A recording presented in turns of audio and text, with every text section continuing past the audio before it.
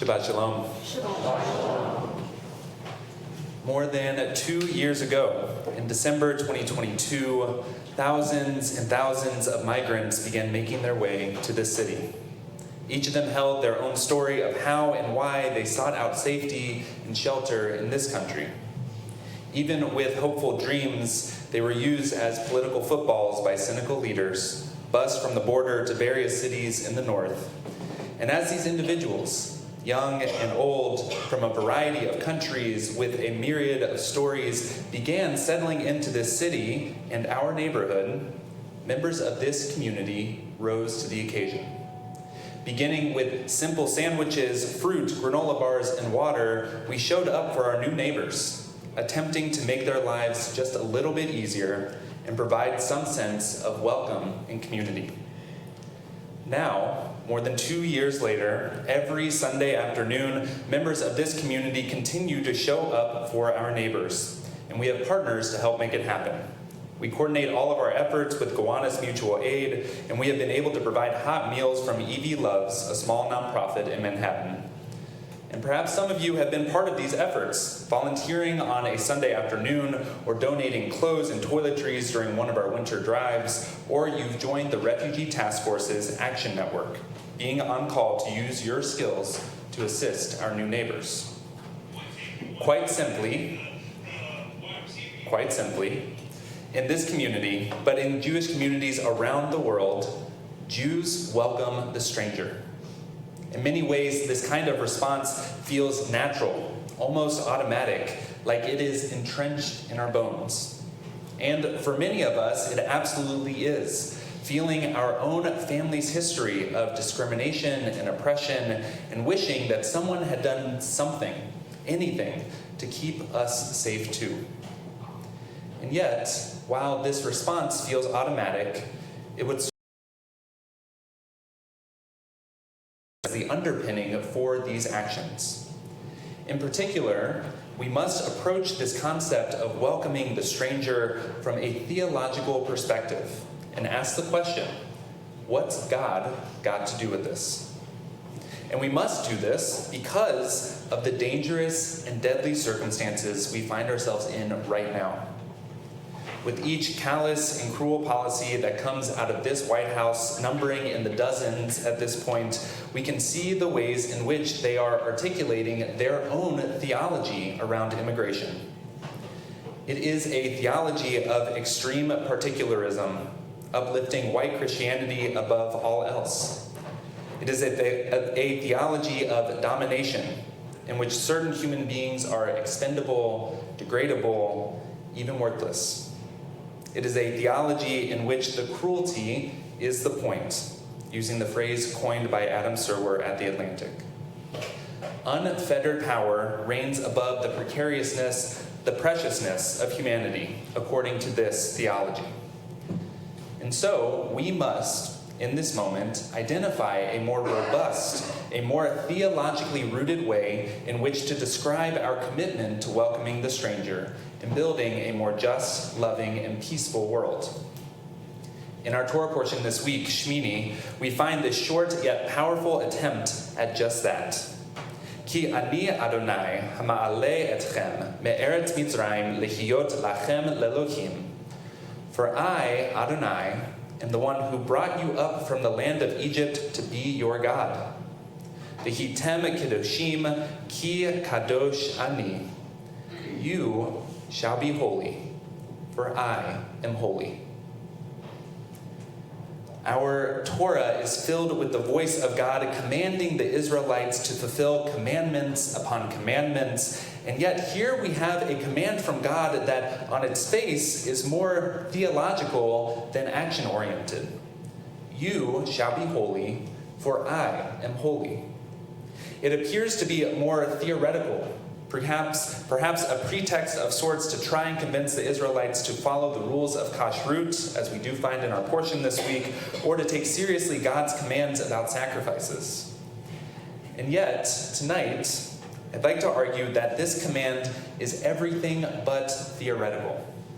This statement about God's holiness and our holiness can provide us with one way one path to understand and respond to the dangerous theological motivations of this White House and others around the world who also subscribe to this theology. So, if you'll allow me for just a few minutes tonight, let's get theological. You shall be holy, for I am holy. In this command, God is calling upon us to mirror God. And we have the ability to mirror God, each of us, because of what we learn about the essence of humanity in Genesis, at the very beginning of our Torah. After God has completed the creation of the world, God turns to human beings. Vayivra Elohim et ha'adam b'tzalmo, b'tselem Elohim, bara oto. And God created humankind in the divine image, creating them in the image of God. From our Torah, we receive this quite radical idea that each and every person in the world, each and every person, ourselves included, has some godliness, some divinity, a reflection of God within them. Being created in the image, semblance, or reflection of God allows us then to mirror God's holiness, for us to be holy because God is holy. The Midrash provides us with a clear visual of this concept. Rav Yehoshua ben Levi said, "A procession of angels walks before a person wherever they go." And what are these angels saying? They are crying out, make way, for an image of the Holy One is approaching." Imagine each of us every single day walking around with angels making this pronouncement, affirming our inherent godliness and goodness in this world. And then just imagine us witnessing other angels making a similar pronouncement for other people from all different backgrounds and traditions. How we respond to these pronouncements, how we respond to the divinity of each and every person, is how we can mirror God and follow God's holiness. God calls upon us to be holy because God is holy. And if each person is created in the image, semblance, or reflection of God, those pieces of divinity within each of us, within each and every person, also call out to us, hoping that we will demonstrate holiness towards them. In this way, just as God makes a moral claim upon us to act holy, people, individuals, make a moral claim upon us to act holy toward them.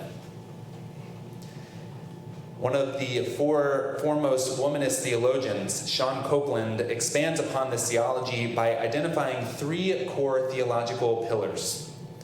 First, what we learn in Genesis, that human beings created in the image of God have a distinct ability to connect with God.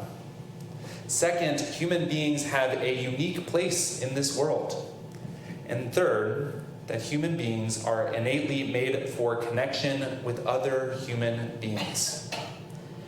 When we look around at the cruelty of the immigration system in the United States, especially under this administration, we can see the ways in which it destroys these pillars. Mass deportations, degrading processing sites, confusing legal systems, dehumanizing language, and tortuous detention environments all attack the image of God in the victims of this system. The cruelty of this system works against our ability to connect with one another across lines of difference, thereby hurting the godliness within each of us. Ultimately, the dangerous immigration system blurs the image of God that is deeply rooted within each and every immigrant, refugee, and asylum seeker.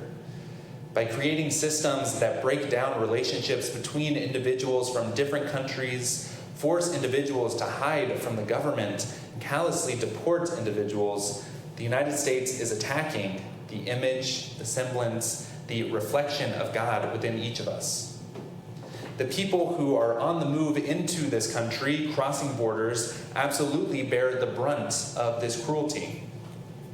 However, each one of us is also hurt by the inability for our reflection of God within us to reach out and to be in relationship with the reflection of God found within each person on the move. These reflections of godliness in each of us call out to us across human-made national borders to welcome the stranger, to be with one another, to love one another. And any system put in place that disrupts and prevents these connections is acting against God's call for us to be holy. Just like God makes a moral claim upon us, human beings make a moral claim upon us too. Just as God struggles alongside the Israelites in the wilderness, migrants who walk thousands of miles across the Darien Gap attempting to survive on little food and water, these migrants also struggle in the wilderness. Just as God cries out to us from afar, Kilmar Abrego Garcia, the Maryland father abducted and being held in El Salvador without any due process, alongside hundreds of others, they cry out to us. Just as God seeks relationship with us, our new neighbors in Brooklyn are seeking relationship, comfort, and connection. And just as God needs a sanctuary, refugees in our midst are seeking sanctuary, a place to feel safe and secure and loved. You shall be holy, for I am holy. That seeking of holiness, the doing of holiness, requires us to see each and every immigrant, refugee, and asylum seeker for who they are, a precious person created in the image of God. We must not allow this administration or any administration to blur these images of God on earth. As Jews, that is our duty. That is our moral obligation. That is our path forward. May the time come in which all God's children know safety, love, joy, justice, and peace. And may it come swiftly and in our days. Shabbat Shalom.